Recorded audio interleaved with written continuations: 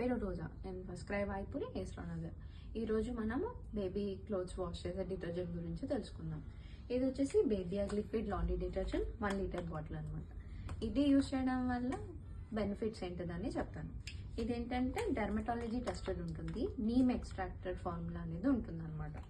ఇది harsh chemicals అనేవి దీంట్లో ఉండవు. So that baby clothes wash చేయడం వల్ల బేబీకి ఎలాంటి ర్యాషెస్ అండ్ ఇరిటేషన్స్ అనేవి దీనివల్ల ఉండదు.